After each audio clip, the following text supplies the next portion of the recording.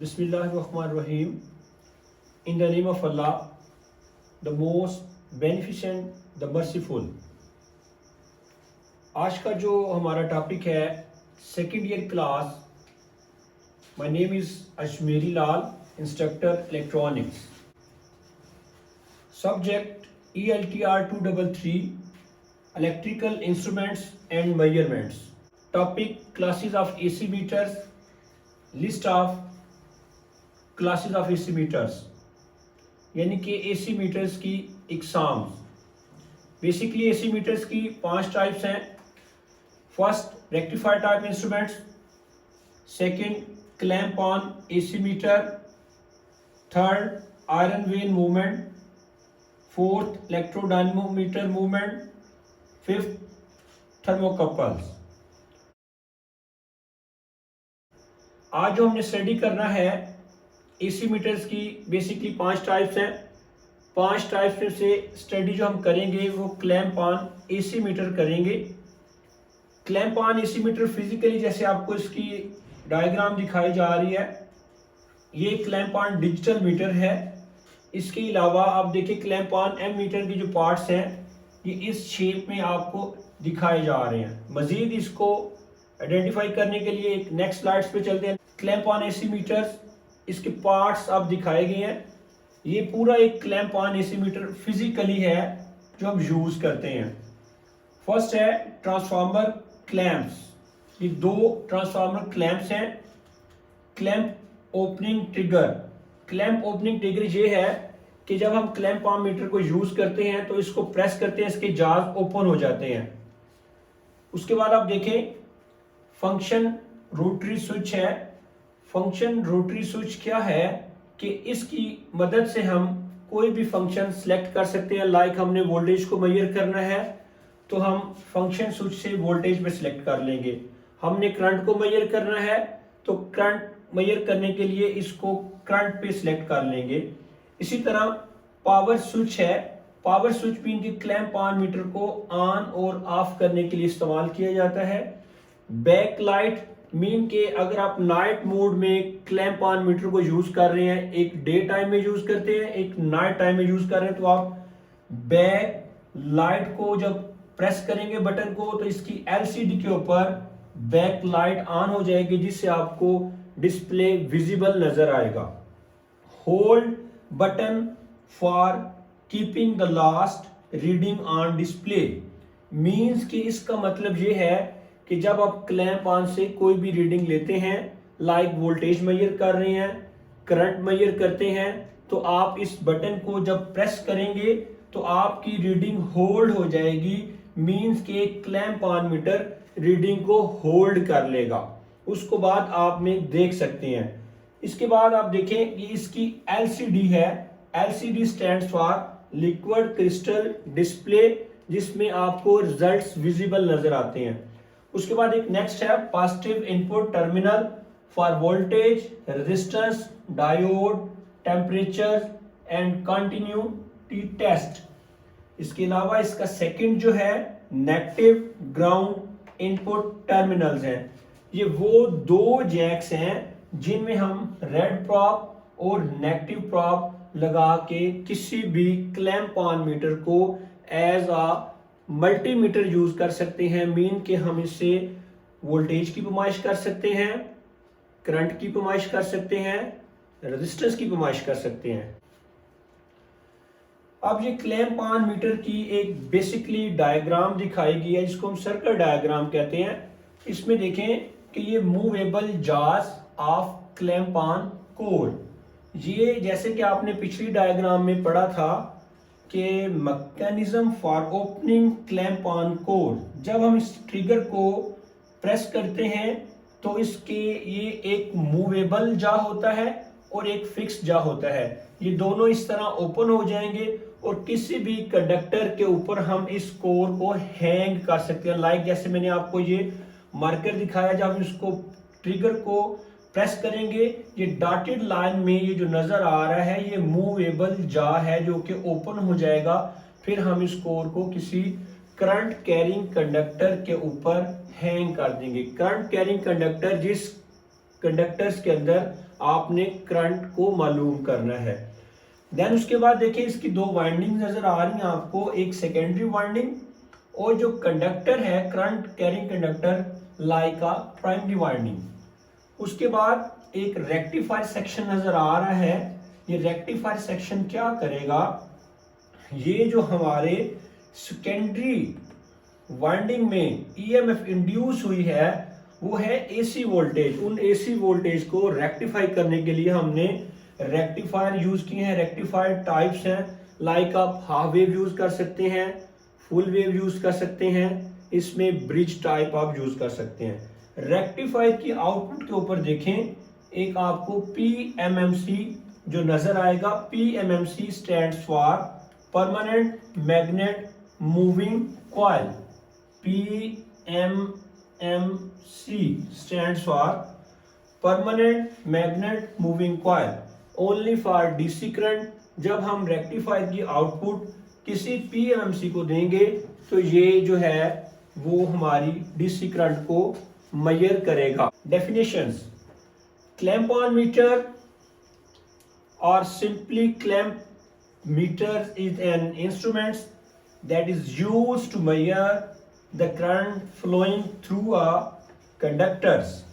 It uses a Hall effect sensor for measuring the current. Mean के clamp on metre एक ऐसा metre है, clamp on AC metre ऐसा instruments होता है जो किसी वायर में सर्किट को ओपन या ब्रेक किए बगैर एसी करंट्स और वोल्टेज की पैमाइश के लिए इस्तेमाल किया जाता है। दूसरे अल्फाज में ऐसा इंस्ट्रूमेंट्स जो सर्किट्स ब्रेक किए बगैर किसी वायर में एसी करंट्स और वोल्टेज की पैमाइश कर सकता है, क्लैंप ऑन एसी मीटर कहलाता है। ये मीटर ट्रांसफार्मर के असूल यानी म्यूचुअल इंडक्शन की बुनियाद पर अमल करके करंट की पैमाइश करता है। ये मीटर एक क्लैंप ऑन डिवाइस या कोर, इस कोर को ओपन करने के लिए एक मैकेनिज्म, एक सेकेंडरी वाइंडिंग, एक रेक्टिफायर और एक डीसी आर्सनल मूवमेंट पर मुश्तमिल होता है। Next, working principle of clamp on AC meter. A clamp on AC meter is an electrical test tool that combines a basic digital multimeter with a current sensor. Beneath their plastic moldings, hard jaws consist of ferrite iron and or inert to detect, concentrate and measure the magnetic fields being generated by a current as it is flow through a conductors.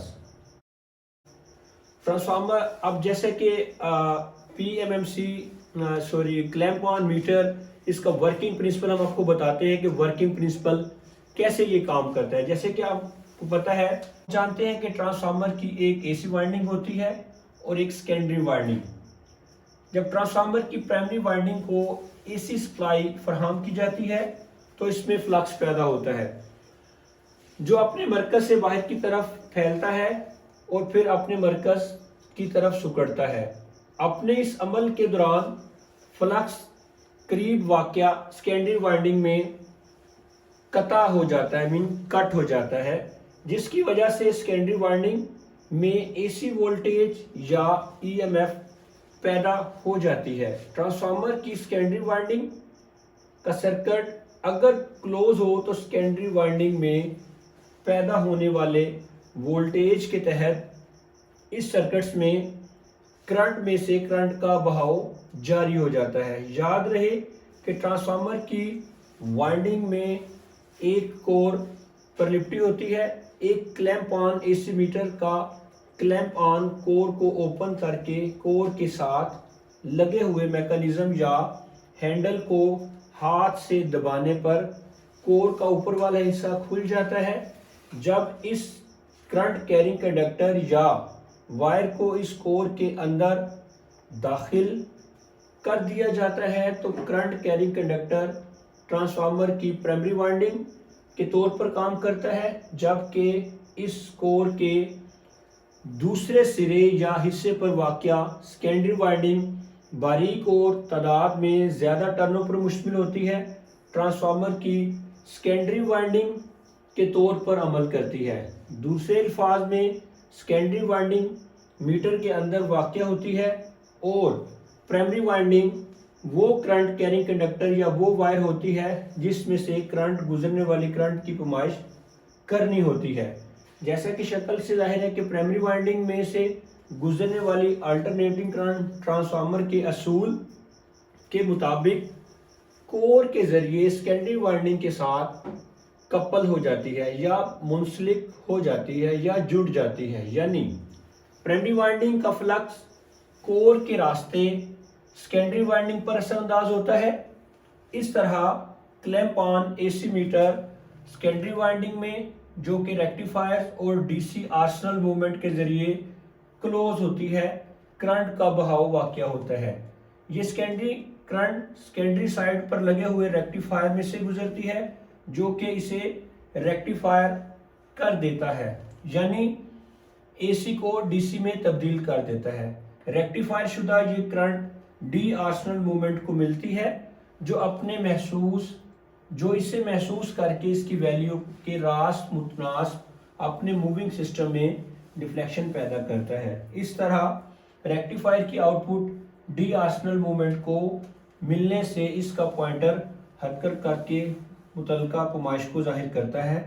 Clamp on AC metre को अमूमन Tong tester से भी पुकारा जाता है।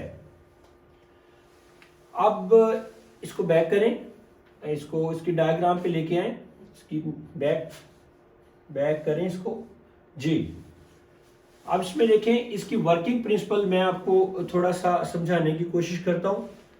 जैसे कि आपने पढ़ा कि क्लैंप ऑन एसी मीटर इसके पार्ट्स हैं। ये जो पोर्शन आपको नजर आ रहा है horizontal line current carrying conductor, ये वो लाइन है जिसमें से हमने करंट को मेजर करना है, यानी कि किसी वायर में से गुजरने वाली करंट को हमने जब पैमाइश करनी है तो उसको कहते हैं करंट कैरिंग कंडक्टर।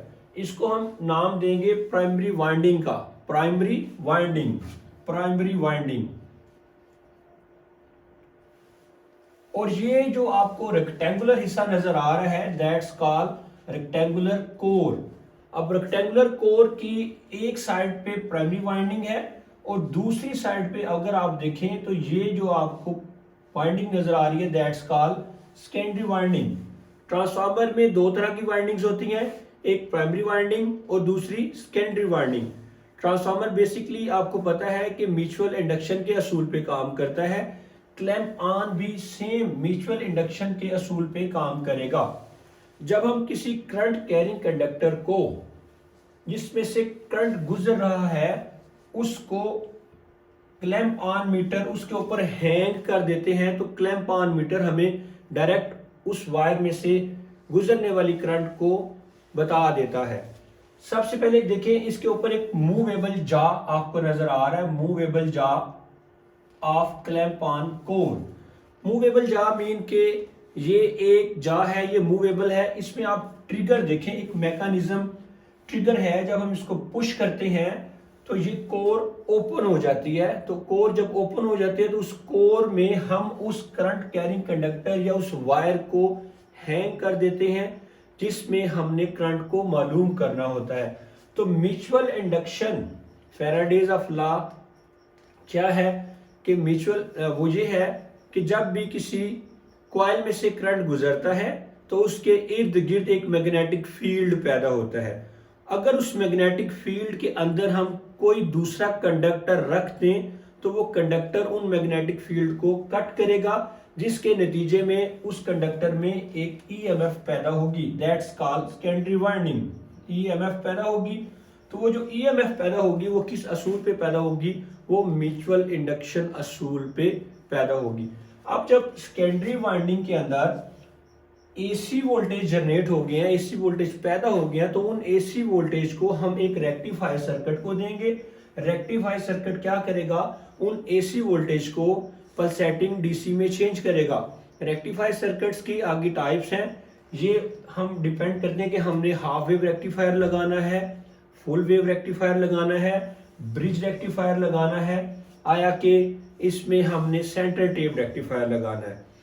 जब रेक्टिफायर की इनपुट के ऊपर एसी वोल्टेज आएंगे तो रेक्टिफायर उनको डीसी वोल्टेज में चेंज कर देगा और वो डायरेक्टली डीसी वोल्टेज किसी पीएमएमसी मीटर को दे दी जाती है। PMMC stands for permanent magnet moving coil. P stands for permanent, M stand for magnet, M stand for moving, C stand for coil. तो पीएमएमसी फॉर डीसी करंट। तो वो rectifier की आउटपुट जो हमें मिल रही है पॉइंट ए और point B पर, वो हम दे देंगे एक पीएमएमसी मीटर को। तो पीएमएमसी मीटर डायरेक्टली उन वोल्टेज और करंट की मेजरमेंट कर देगा जो कि कोई करंट कैरिंग कंडक्टर के अंदर से गुजर रहे थे।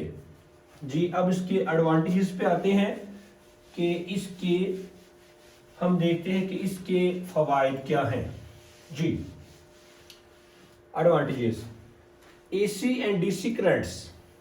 बेसिकली कोई भी जो क्लैंप ऑन मीटर है वो एसी और डीसी दोनों वोल्टेज की मेजरमेंट्स कर सकता है। Currents measure in ampere is the flow of an electric charge and is the most basic measurements of clamp meter. Currents can be used to generate heat as well as magnetic field, which are widely used for motors, inductors, generators. Most modern clamp-on meters can measure both AC and DC currents. Main के जो clamp on metre है, metre जो है वो AC और DC दोनों voltage की पैमाइश कर सकता है। जी, नेक्स्ट, अब इसके फवायद जैसे आपको बताया था कि सर्किट को ब्रेक किए बगैर इस इंस्ट्रूमेंट से पैमाइश की जा सकती है। मीन के अगर आप किसी सर्किट्स में करंट को मालूम करना चाहते हैं तो आप एक एम्पेयर मीटर लगाएंगे। एम्पेयर मीटर क्या करेगा, सर्किट को ब्रेक करेंगे आप, देन सप्लाई को ऑफ करेंगे, फिर आप करंट की मेजर कर सकते हैं। इस क्लैंप ऑन का सबसे बड़ा फायदा ये है कि किसी भी सर्किट को ब्रेक किए बगैर आप उस सर्किट्स में से गुजरने वाली करंट को मालूम कर सकते हैं। सेकंड इसका फायदा है, इस इंस्ट्रूमेंट्स को सर्किट से दूर किसी भी मुनासिब फासले पर रखा जा सकता है, यानी कि ये आइसोलेट होता है, डायरेक्ट नहीं होता। थर्ड है, वायर के गिर्द आसानी से फिट हो जाने की बदौलत इस इंस्ट्रूमेंट का इस्तेमाल बहुत आसान है। फोर्थ, इसमें इंतहाई पावर कम इस्तेमाल होती है, लेस पावर कंज्यूम होते हैं। फिफ्थ है, इसका पैमाइशी circuit high voltage high current से बिल्कुल अलहदा होता है, इसलिए ऑपरेटर को कोई खतरा नहीं होता। जी स्टूडेंट्स, ये आज का जो लेक्चर था हमारा क्लैंप ऑन एसी मीटर, ये एंड हो गया। अगर किसी स्टूडेंट्स को इसके बारे में कन्फ्यूजन है तो वो मुझे काइंडली वॉइस मैसेज करिए, व्हाट्सएप ग्रुप में टेक्स्ट कर सकते हैं। थैंक यू, अल्लाह हाफिज़।